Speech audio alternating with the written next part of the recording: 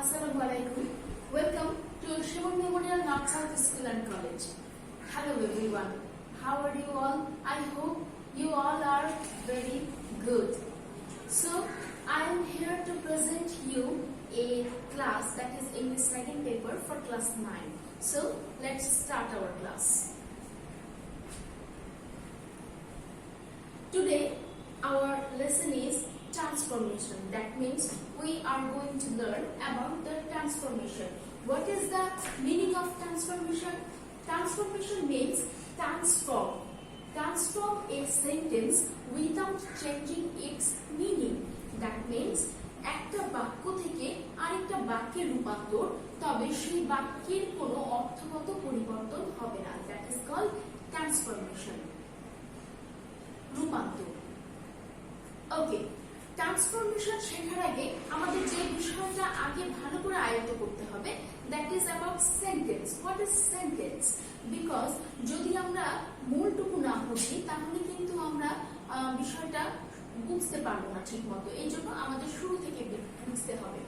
Sentence any group of words having a verb and complete sense is called sentence. A group of words having a verb, কিছু শব্দগুচ্ছ যেটাতে একটা ক্রিয়া থাকবে, verb থাকবে এবং সেটার একটা অর্থ থাকবে, ঠিকঠাক মতো একটা অর্থ থাকবে। দ্যাট মিন্স অর্থগত দিক থেকে সেটা সম্পূর্ণ ভালো মতো থাকবে। That is called sentence. সেন্টেন্সকে আমরা দুই ভাগে ভাগ করতে পারি। কি কি? একটা অর্থগতভাবে আর একটা গঠনগতভাবে। সেন্টেন্সকে আমরা দুই ভাগে ভাগ করতে পারি। কিভাবে? একটা অর্থগতভাবে আর একটা গঠনগতভাবে। তো অর্থগতভাবে সেন্টেন্স 5 প্রকার। অর্থগতভাবে সেন্টেন্স 5 প্রকার। কি কি সেটা দেখে নিই। Assertive sentence, interrogative sentence, imperative sentence, optative sentence and exclamatory sentence. আমাদেরকে এই 5টা সেন্টেন্স অবশ্যই মনে রাখতে হবে। কত প্রকার?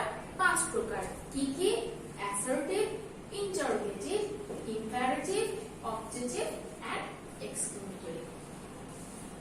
সো এটা হচ্ছে আমাদের বেসিক জিনিস। এবার আসো আমরা জেনে নিব the definition of transformation. Transformation of sentences means the change of the form of a sentence. Transformation of sentences means the change of the form of a sentence without changing the meaning of the sentence. Without changing the meaning of the sentence. অর্থাৎ transformation of sentence হচ্ছে অর্থের পরিবর্তন না করে বাক্যকে এক রূপ থেকে অন্য রূপে পরিবর্তন করা। আসো আমরা এবার জেনে নিব কিভাবে আমরা অ্যাফার্মেটিভ থেকে নেগেটিভ করতে পারি। Affirmative two negative. আমরা যে জিনিসটা সর্বপ্রথমে দেখলাম যে অর্থগত দিক থেকে সেন্টেন্সকে 5 ভাগে ভাগ করা যায়, তার প্রথমটা ছিল অ্যাসার্টিভ সেন্টেন্স। তোমরা অনেকেই জানো অ্যাসার্টিভ সেন্টেন্সকেও কিন্তু আবার 2 ভাগে ভাগ করা যায়। একটা হচ্ছে অ্যাফার্মেটিভ আর একটা হচ্ছে নেগেটিভ। মানে হচ্ছে অ্যাফার্মেটিভ মানে হচ্ছে হ্যাঁ বোধক আর নেগেটিভ মানে হচ্ছে না বোধক। তো আসো হ্যাঁ বোধক বাক্যকে অর্থের পরিবর্তন না করে আমরা কিভাবে না বোধক বাক্যে রূপান্তর করতে পারি। ফার্স্ট রুল, অ্যাফার্মেটিভ সেন্টেন্সে যদি অনলি বা অ্যালোন থাকে এবং অনলি অ্যালোন দ্বারা যদি ব্যক্তিকে বোঝায় তাহলে নেগেটিভ করার সময় অনলি বা অ্যালোনের পরিবর্তে বাক্যের শুরুতে নাম্বার বসে। লক্ষ্য করো শিক্ষার্থীরা, অ্যাফার্মেটিভ সেন্টেন্সে যদি অনলি বা অ্যালোন এই ওয়ার্ডটি যুক্ত থাকে এবং অনলি বা অ্যালোন দ্বারা যদি কোনো ব্যক্তিকে বোঝানো হয় তাহলে তাকে নেগেটিভ করার সময় ঠিক ওই অনলি বা অ্যালোনের পরিবর্তে বাক্যের শুরুতে, কোথায়? বাক্যের শুরুতে আমরা নাম্বার বসাবো।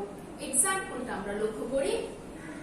Only Allah can help us. None but Allah can help us. The second one, He will alone go there. None but He will go there. None but He will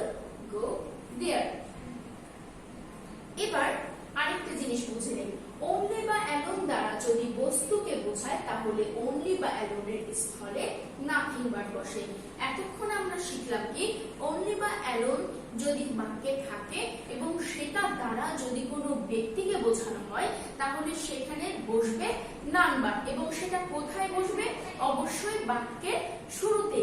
কিন্তু এবার বলছে অনলি বা alone দ্বারা যদি কোনো বস্তুকে বোঝানো হয়, যদি কোনো বস্তুকে বোঝানো হয় তাহলে অনলি বা অ্যালোনের স্থলে, অনলি বা অ্যালোনের স্থলে মানে হচ্ছে যে জায়গাতে অনলি বা অ্যালোন বসে আছে সেই জায়গাতে আমাদেরকে নাথিং বার বসাতে হবে। কি বসাতে হবে?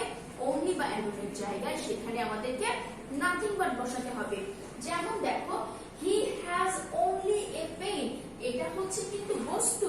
হি হ্যাজ অনলি এ পেন, তার কাছে কেবলমাত্র একটি কলম। এখানে দেখো অনলি শব্দটি কিন্তু উল্লেখ করা আছে, তাহলে নিয়ম অনুযায়ী এই অনলি বা অ্যালোন পরিবর্তে কি বসবে? ইয়েস, এই অনলি বা অ্যালোনের পরিবর্তে বসবে নাথিং বার এবং সেটা কোথায় বসবে? যেই জায়গায় অনলি বা অ্যালোন আছে সেই জায়গাতেই অনলি বা অ্যালোন উঠে গিয়ে নাথিং বারটি বসবে। যেমন he has nothing but a pen.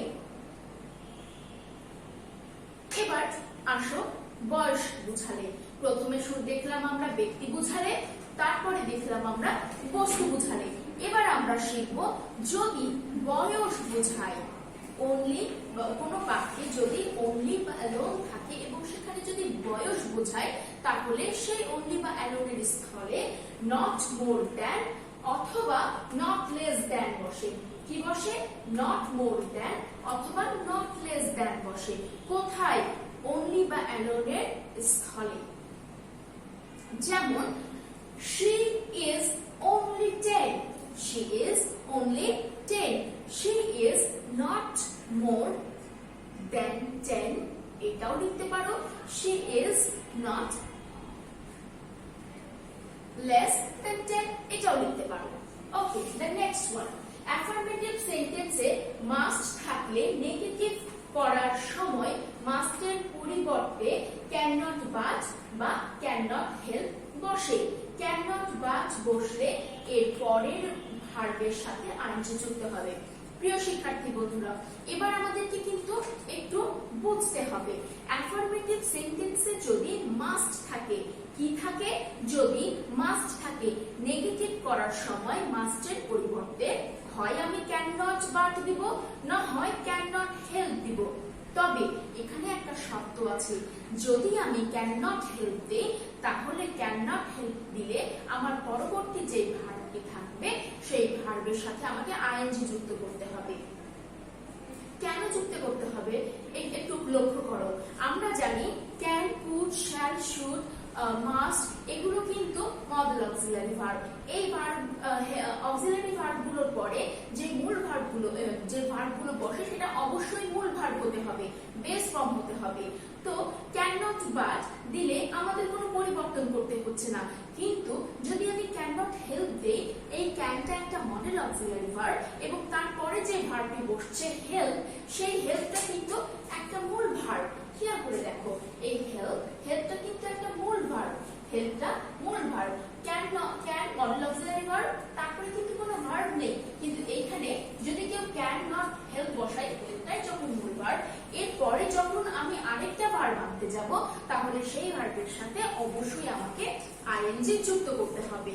So বিষয়টা পরিষ্কার হয়ে গেল তোমাদের কাছে? যদি মাস্ট থাকে তাহলে নেগেটিভ করার সময় ক্যান নট বাট অথবা ক্যান নট হেল্প বসাবো। যদি ক্যান নট হেল্প বসাও তাহলে সেই ক্ষেত্রে তার পরবর্তী ভার্বের সাথে আইএনজি যুক্ত করতে হবে। যেমন the students must read attentively। Negative করার সময় আমরা কি করতে পারি? the students cannot but read attentively। ক্যানটা মডেল অক্সিলারি ভার্ব, তারপরে মূল ভার্ব বসে গেছে read, এখানে কোনো পরিবর্তন করার প্রয়োজন হয়নি। কিন্তু যদি আমরা হেল্প বসাই, the students cannot help, তারপরে একটা কি ভার্ব আছে? তারপরে ভার্ব আছে read, এই জন্য read এর সাথে আমি যুক্ত করে দিলাম ING, cannot help reading attentively।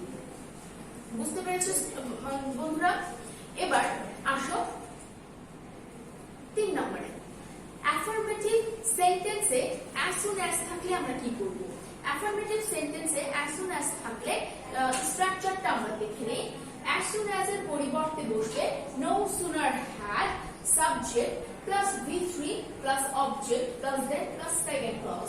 V3 means বুঝতে পারছো? V3 means ভার্বের পাস্ট পার্টিসিপল, রাইট? আমরা এক্সাম্পলটা লক্ষ্য করি। As soon as he saw me, he ran away. As soon as he saw me, he ran away. এখানে কি দেখলাম আমরা? As soon as এর পরিবর্তে no sooner had বসবে, তাহলে এখানে বসবে কি no sooner had। Okay, no sooner had, তারপরে বসবে সাবজেক্ট। এখানে বসে গেল আমাদের সাবজেক্ট, হি টা আমাদের subject. no sooner had he V3 seen, saw, seen, V3 seen, তারপরে কি বসলো অবজেক্ট, অবজেক্ট বসলো me, that THAN, that second clause. Second clause means কি বোঝাচ্ছে? এই যে কমার পরের অংশটা he ran away, that he ran away। আশা করি তোমরা সকলেই বুঝতে পারছো। এরপরে আসো 4 নম্বরে, টু অ্যাডজেক্টিভ টু যুক্ত বাক্যকে নেগেটিভ করতে হলে, অর্থাৎ টু অ্যাডজেক্টিভ টু যুক্ত অ্যাফার্মেটিভ বাক্যকে যদি নেগেটিভ করতে হয় তাহলে আমরা কিভাবে করব? এর নিয়মটা একটু জেনে নিই। Subject plus verb plus too এর স্থলে সো, টু এর স্থলে so plus adjective plus adjective plus that plus pronoun of subject can or could not, rest of the sentence, rest of the sentence মানে হচ্ছে বাক্যের বাকি অংশ। তাহলে এক্সাম্পলটা যদি এমন হয়, the boy is too short to touch the roof, ছেলেটা এতটাই খাটো যে সে ছাদটাকে ছুঁতে পারছে না। the boy is too short, নিয়ম অনুযায়ী আমরা কি দেখলাম যে টু এর স্থলে কি হবে? টু এর স্থলে হবে সো, সাবজেক্ট ভার্ব, টু এর স্থলে সো, তাহলে the boy is so short that, তারপরে কি বলবে? that he cannot touch the roof। তাহলে বুঝতে পেরেছো টু এর স্থলে বসে গেল সো, আর তারপরে টু এর স্থলে বসলো কি that, তারপরে বসলো কি that বসলো, তারপরে প্রোনাউন বসেছে he cannot touch the roof বা rest of the sentence। Okay, 5 superlative degree যুক্ত বাক্যকে নেগেটিভ করতে হলে এখন জানবো যে সুপারলেটিভ ডিগ্রিটা কি। আমরা আসলে ডিগ্রি বিষয়টা জানি, ডিগ্রি কত? 3 প্রকার, পজিটিভ, কম্পারেটিভ এন্ড সুপারলেটিভ।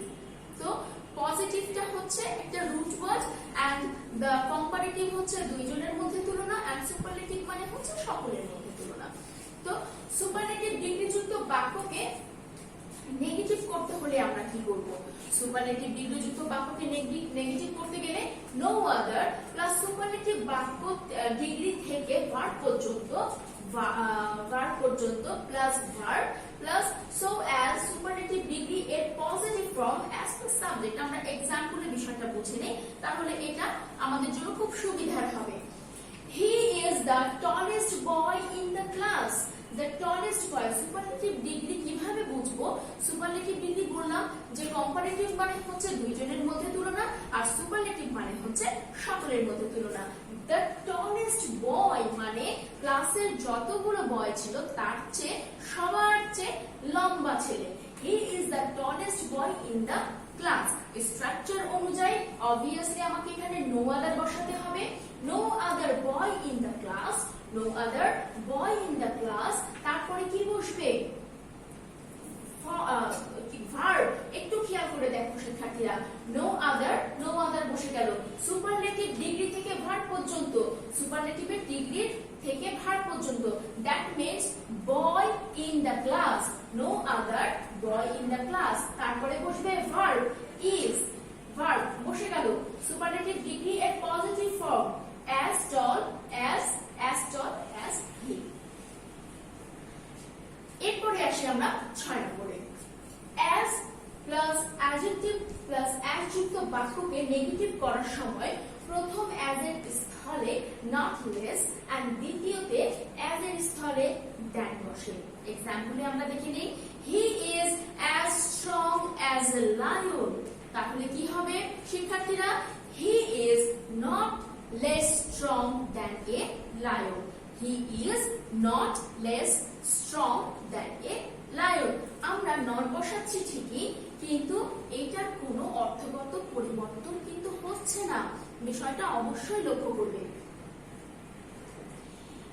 এবার আসি আমরা 7 নম্বরে, এভারি যুক্ত বাক্যকে নেগেটিভ করার সময় কিছু কিছু শব্দ আছে যেগুলোকে আমরা নেগেটিভ করতে গেলে কি করতে হয়? অল্টার করতে হয়। যেমন বলি, এভারি যুক্ত বাক্যকে নেগেটিভ করার সময় কি করতে হবে? there is no এভরি এর পরের অংশ বাট ভার্ব থেকে শেষ পর্যন্ত। তাহলে every mother loves her child কি হবে?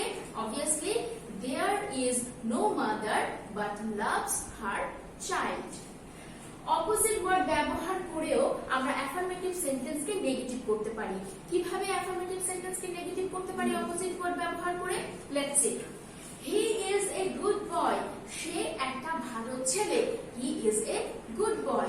কি করতে হবে? he is not a bad boy। he is not a bad boy। not a bad boy। লক্ষ্য করো শিক্ষার্থীরা, আমি আবারও জিনিসটা বলছি, অপোজিট ওয়ার্ড ব্যবহার করে নেগেটিভ কিভাবে করতে হয়। দেখো, he is a good boy, আমি নেগেটিভ কি করে করলাম? he is not a bad boy। the next one is he always encourages me, he never discourages me। আমি অপোজিট ওয়ার্ড ব্যবহার করলাম ঠিকই, কিন্তু আমার অর্থের কোনো পরিবর্তন আসলো না। ওকে,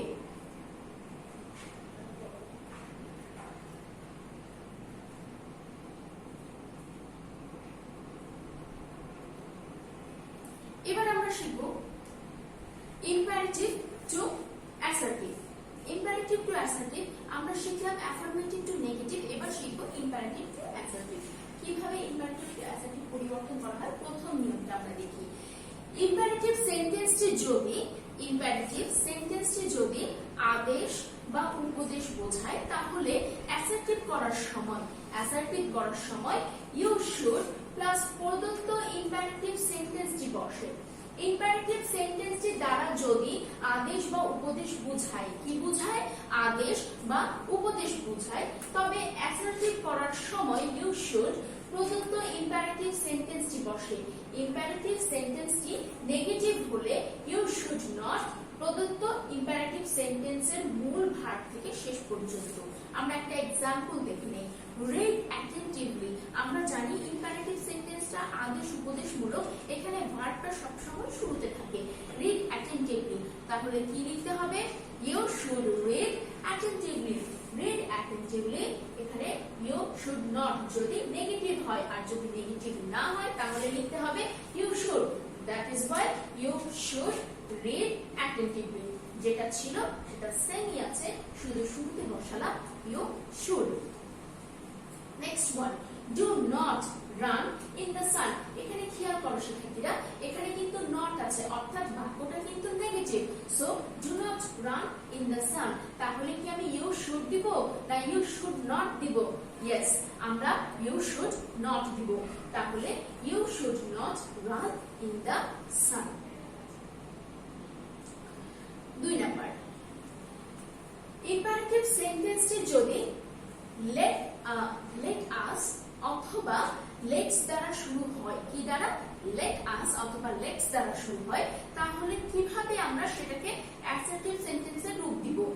এই অ্যাসার্টিভ সেন্টেন্সটি রূপান্তর করার সময় আমাদের যে নিয়মটি অনুসরণ করতে হবে সেটি হলো we should প্লাস প্রদত্ত ইম্পারেটিভ সেন্টেন্সের মূল ভার্ব থেকে শেষ পর্যন্ত বসে। আমরা এক্সাম্পল দেখে নেই, let us go out for a walk।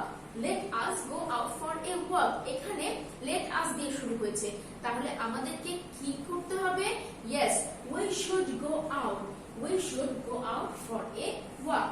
আমরা পরিবর্তন কি করলাম? আমরা এখানে উই শুড করলাম, বা যা ছিল বাকিটা তাই কিন্তু আছে। খেয়াল করো, go out for a work, go out for a work, পরিবর্তন কি আসলো? পরিবর্তন শুধু আসলো লেট আস এর পরিবর্তে আমরা বসালাম we should go out for a work. 3, লেটের পরে আস ব্যতীত যদি অন্য কিছু থাকে, দ্যাট মিন্স এতক্ষণ আমরা দেখলাম যদি লেট আস বা লেটস দ্বারা শুরু হয়, কিন্তু এই লেট শব্দটার পরে যদি অন্য কিছু থাকে তাহলে সেটা কিভাবে আমরা পরিবর্তন করব? লেটের পরের অবজেক্টিভ এর সাবজেক্ট প্রদত্ত ইম্পারেটিভ সেন্টেন্সের মূল ভার্ব থেকে শেষ পর্যন্ত, that means let him help the poor, let him help the poor। কি করতে হবে? দেখো এখানে কিন্তু আজ শব্দটি নেই বা লেটসও নেই, তাহলে let him help the poor কি হবে? he helps the poor, he helps the poor।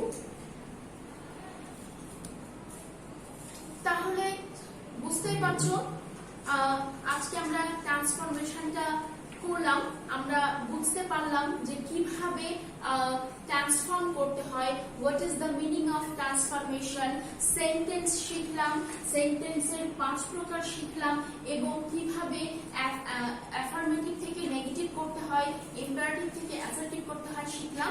আমাদের পরবর্তী class, that means next day, ট্রান্সফরমেশনেরই আমার ক্লাস হবে, সেখানে আমরা কি শিখব?